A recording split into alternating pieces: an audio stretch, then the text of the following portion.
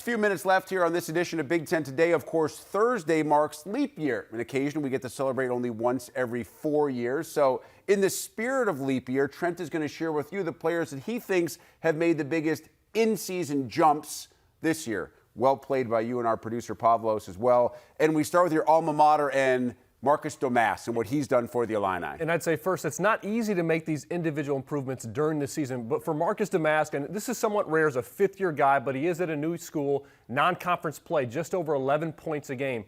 In conference play, 18 points a game. Obviously, Terrence Shannon went out for a portion of that time. I think that helped him take more responsibility. But for Marcus, it's always about being aggressive. He's been more aggressive. When he's doing that, he's one of the best scorers, one of the most difficult matchups in our league. We've talked a little bit about Nick Martinelli and what he has meant to Northwestern, especially after the injury to Ty Berry and what Northwestern had to do to make up for that loss. Martinelli's been terrific. He has, and this is more about the opportunity for him. He's played 35 minutes a game the last 5, averaging 10.5 points, 7.5 rebounds. So this is a guy that I think there was a lot of question marks, and a very different player from Ty Berry, obviously. One of the most unique players.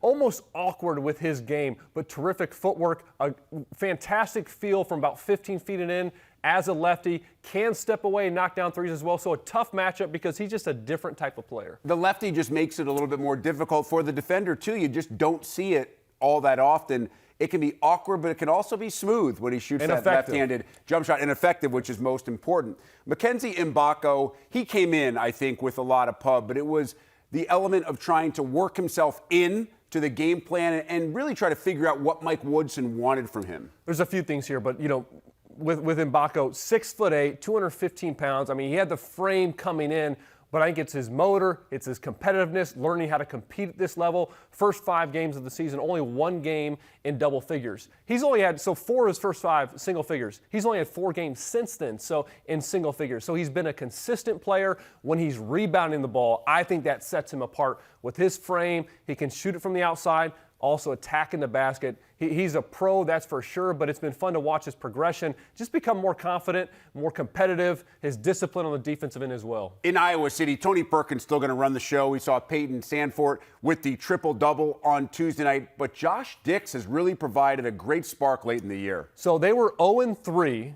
First 3 conference games. They inserted him into the starting lineup. Now they're 9-6. He hasn't been quite as consistent, but put up 20 points the last 2 nights. I look at his shooting numbers, 56, 43% from 3, 88% from the free throw line. So shooting great. He's got to shoot the ball more because when he does, he can light it up like anybody. Yeah, when you can open things up from the outside as well, that opens it up down low for Owen Freeman. We don't think he's hit the freshman wall, but he's gotten in more foul trouble as of late, a guy who obviously Iowa relied on a lot early in the year. And lastly, speaking of big guys down low, I love your selection of Pharrell Payne because he has figured out a way to actually play the game. He's always been a physical specimen, has that advantage over everybody he plays. Now he's a fundamentally solid big. I think that's the key because he's made a big leap from his freshman year to sophomore year, but throughout the course of the season, I've seen his confidence grow again. I think he could be more confident or more consistent. It's about believing he can be a go-to guy. Look at that game against Rutgers, 21-11, going up against a guy like Cliff Amore. We've seen that spin move, his drop step, finishing with both hands around the basket. Could still improve his free throw shooting. That's the next step for him.